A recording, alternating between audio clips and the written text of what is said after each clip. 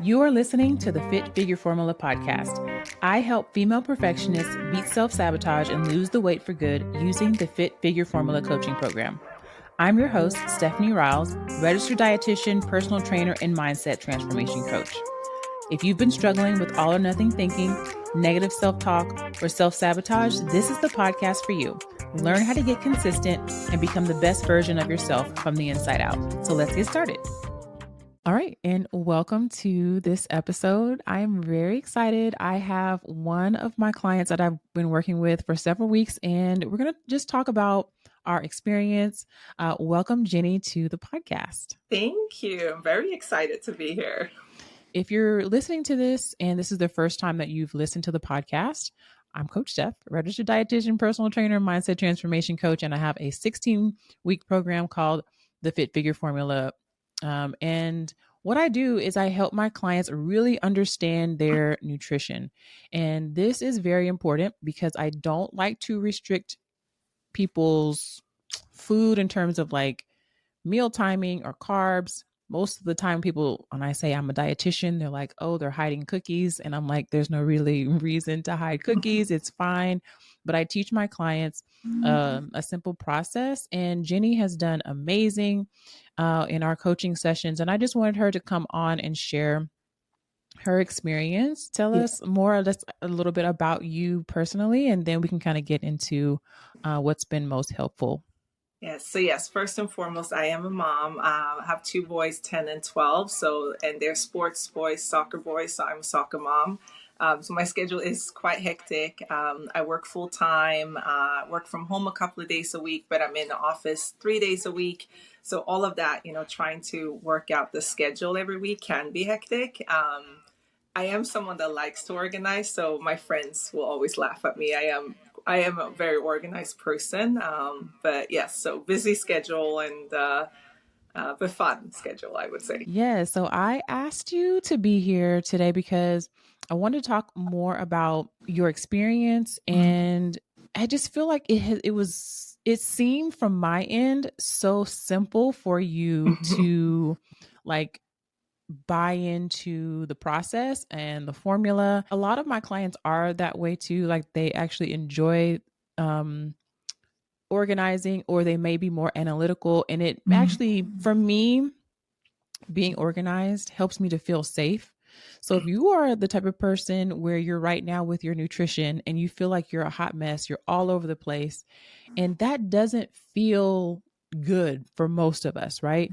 And we may still have some resistance to planning because we feel like planning might be rigid or it might be restrictive. But really, I kind of look at it as my safe place, number one, but then two, that when you are structured and organized and disciplined with your nutrition, and when I say discipline, this does not mean restrictive. It just means you have a plan and you've thought some things out and you've made some decisions. It actually gives you more room and more freedom with your food versus less freedom. So, Jenny, tell us more about what were you struggling with before you and I started working together, and what kind of made you seek help from a coach? I think I wasn't sure what wasn't working for me, but I had ideas that maybe it was that my portion control wasn't right, or maybe I wasn't eating the right kind of mixture of food, so to speak, or balance of food, because I was pretty consistent with working out. And I would say that I eat somewhat healthy-ish foods most of the time, but I just didn't see it on the scale. So I felt like I just kept getting bigger and bigger. I'm sure being in my early 40s has to do with it as well. And I just felt like I need some professional help because I didn't feel like my what I was putting into it was really yielding the results that I wanted. So that's why I thought, okay, I've been thinking about it for a few months actually, that I should see a nutritionist, but with everything else, you just put it back. But that was my initial reason why. Okay. And so what were some of the fears or hesitations that might have kept you not getting a help or a dietitian, or what were some fears that came up for you before signing up? Yeah, I would say the initial, like, not quite, I'm sure of what it would be because I'd never seen a nutritionist or dietitian before. And I was maybe worried that I wasn't going to be able to keep up with it, that it would be too rigid and, you can only do this. And as I said, I have a busy life with my children, but also my friends. And I didn't want to be someone that can only eat at home and can only eat certain things. And so I think that was my initial fear with joining. Yeah. And so this fear of thinking like she's gonna take food away, or I'm gonna have to carry my scale with me everywhere I Yes. go, or, just not being able to live your life. And I think a lot of my clients come to me and they're like, okay, I want to be able to actually live a normal life where I can enjoy my birthday, where I can go out and go on vacation Mm-hmm. and do things and still see progress. And so there's this desire. A lot of my clients come to me and they have a desire to go fast, which Mm-hmm. means really restrictive. And then life happens and they go on vacation or something happens and then they completely fall off, and we really fall into like all or nothing. Either you're all the way on or you're all the way off. And so they don't necessarily want to feel like I'm restricted and I can't do anything. How did you overcome that, and what like made you finally decide, yeah, let me just go ahead and do this even if I have a few fears? I think ultimately I was just like, well, what do I have to lose? And I think that our first session was on New Year's Day as well. So it was a new year, I was like, okay, let's just do it. Let's just start the new year right. Yeah. Okay. See, I didn't remember that. Yeah. Okay. And so whenever you are thinking about the biggest changes, or in terms of your lifestyle, your body, Mhm. what were some of the biggest changes that you felt were helpful? And just kind of talk about when we first started coaching, you said it was New Year's Day. Like, okay, that's like day one of day one. Yeah. Tell us about the journey and what are the biggest changes that you've noticed? Yeah. I think what I appreciate about the journey that spoke to me is that it is really a step by step. So it wasn't like all or nothing straight away, the fears that I had. And I I think the way the program has been set up is that I haven't even noticed always that things are adding on, even though I know they are, because they are all interlinked. So, like, starting with even just writing down what I'm eating and taking pictures to get like a baseline of where I am, that wasn't hard, and I think that's something I've really appreciated, which made it easier for me to stay on track. And then just in general, I mean, I've seen the weight loss, I would say. Also, measurements. I actually never used to measure like my waist or anything before. So that's been positive for me. But I think it's also more so my day to day, like my energy levels have become so much more. And I think it's, yes, the weight loss, but I can also imagine that I live healthier now because, when you start doing something, you kind of want to continue. So even though I wasn't a heavy drinker before, I hardly ever drink alcohol now. And it's because I actually don't want to. And I know I can, but I'd rather eat my calories than drink them. And I prioritize my sleep a lot more than what I did before as well. So I'm sure that definitely relates to it. But I can feel it energy wise. I can feel it. I don't know. It's been great to have something to just focus on for myself as well. And, again, being that it was a new year, January, I live in New York and it's cold and gray and boring. So I think it's also helped me a lot mentally as well, for sure. Yeah, and I love that because at the end of the day, how you feel really matters. Like, yes, we want to see movement on the scale and in pictures and in measurements, and you've done all of those things. And the feeling of I have more energy, like I feel better in my body, those are wins that the scale can't necessarily quantify. And I don't want you to get the wrong idea, because I do talk about this on social media and I say that the scale is not the best indicator of progress. And I think people sometimes think that I don't care about the scale trending down and losing fat. And I do not want anyone to make that mistake. Like, I understand the scale is a part of the whole picture. And yes, if we are in a calorie deficit, that's our goal, and we want to lose fat, we want to see the scale trending down. I that is a yes. And don't discount, oh, I feel healthy. Like, I feel like mentally I'm more clear. I have more energy. I'm not huffing and puffing going up and down the stairs. I know for me, whenever I am, just trying to cut back or watch what I'm eating, I feel it in my body. And I don't even know how to like articulate this, but like I can tell when something is changing, even if the scale hasn't moved yet. I'm like, I can tell that I feel better, or that like my clothes are they're fitting a little bit better. And if you believe that, right, like go with that. You live in your body and you know how you feel in your clothes and your energy level. Like, accept that win and acknowledge that that is also a win as well. And then, of course, the scale is going to follow because you're continuing to do those things. And that is one of the things that people will say, oh, I feel motivated when I see progress. And this is one of the reasons why when you join the formula or when we coach together, I help you find multiple ways to find a win. We're not just looking at the scale. We're looking at progress photos, your energy level, nights of sleep, your steps. Are you increasing your steps? Measurements, photos, all of those things, body fat percentage. I encourage my clients to get in-body scans monthly, so that we're not just relying on one indicator to tell if you're making progress or not. I think that's really important. So what have been some of the most helpful tools that have helped you with your process and progress so far? The planning for sure, but even if we go back to the beginning of building my meals in the right way, because I didn't feel like I had to change a lot what I was eating, but I realized that some days I was eating way less than what I should maybe for breakfast. And no wonder I was starving by lunch and then just eating anything and having larger portions. So I think for me, it's been the portion control, but also building my meals in a better way so that I can feel less hungry, not really feel hungry throughout the day.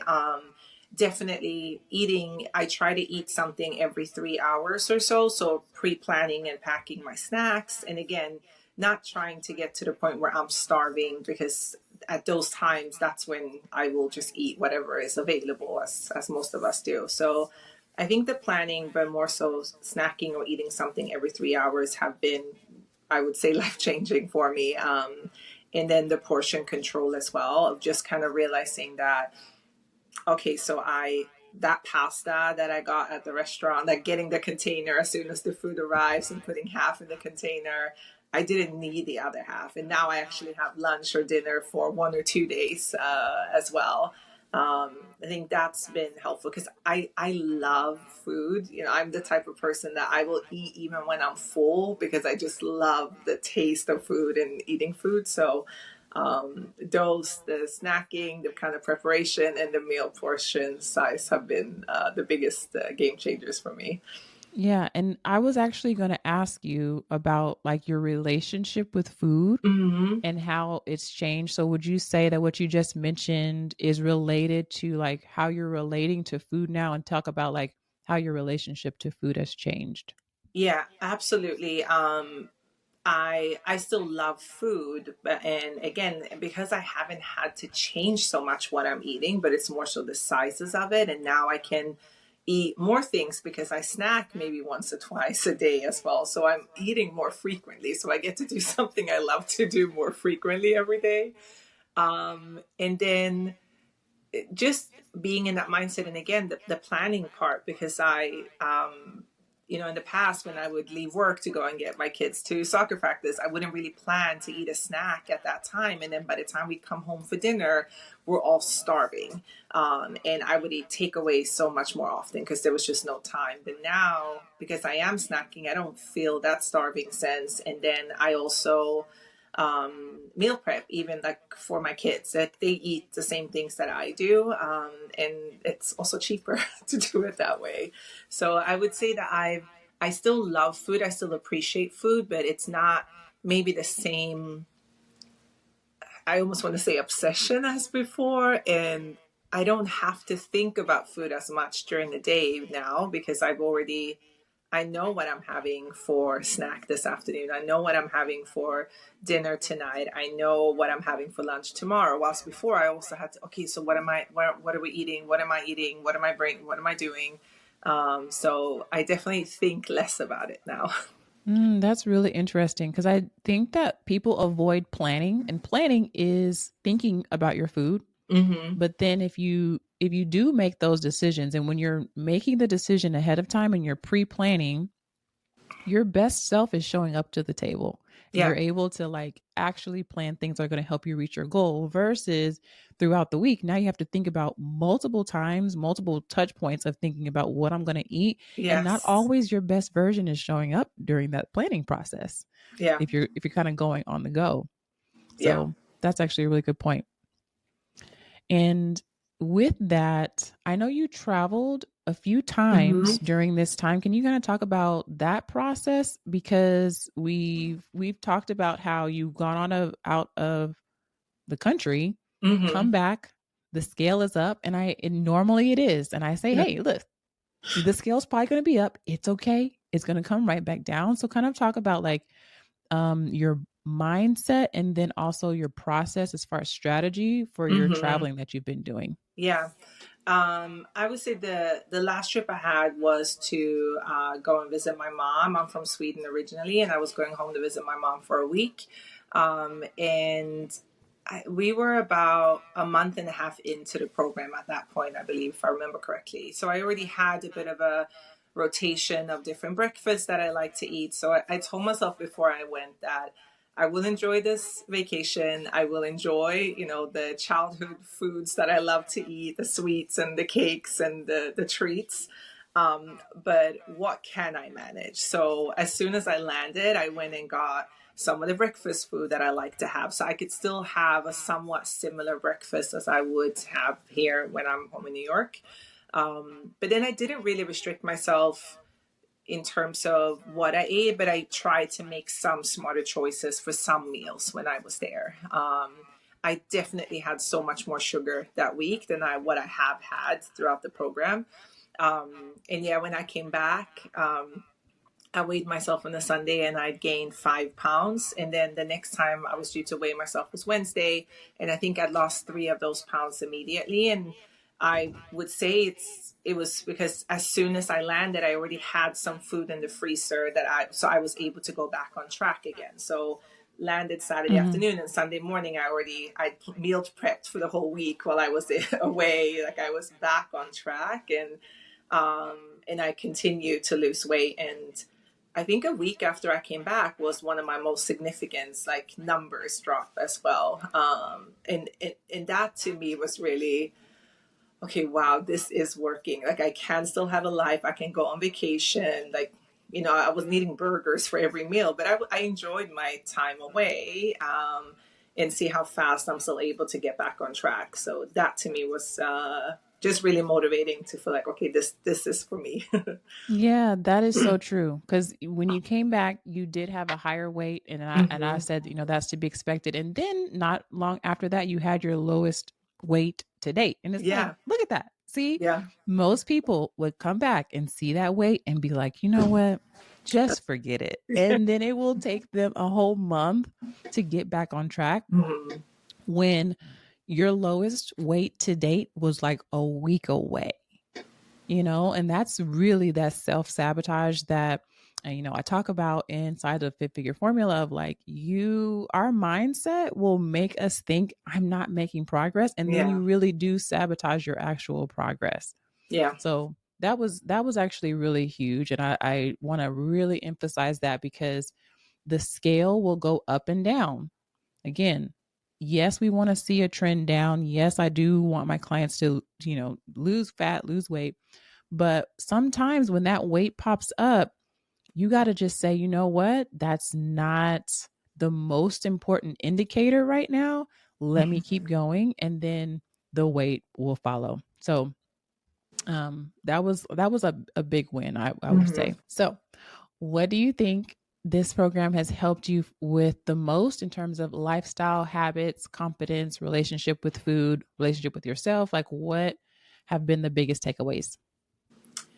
I think the fact that I used to always tell myself, I used to think that I'm not good at losing weight, or I'm just that type of person that maybe don't fully know what I'm eating, or I can just eat whatever I want and still maintain a healthy weight. Like, that's just not who I am. And I realize now that that kind of self-sabotage that you've spoken about, I was doing that to myself. And now I can see that no, I can also lose the weight that I want to lose, but still enjoy my life.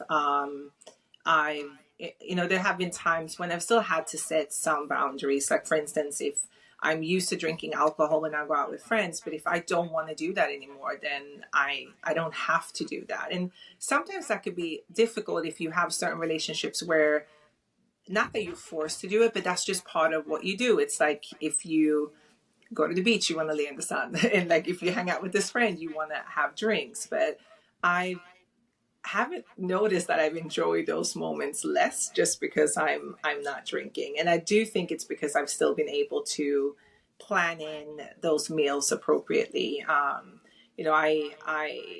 don't eat out as much as I used to, so that helps. But I think that's been the biggest learning for me, that I can maintain and I can control what I eat and my weight, and it's not the other way around. Yeah. And it's really a lifestyle. I feel like whenever I look at your meal planning, like right now, you really don't need my help necessarily to like hit your calorie goals, your protein goals.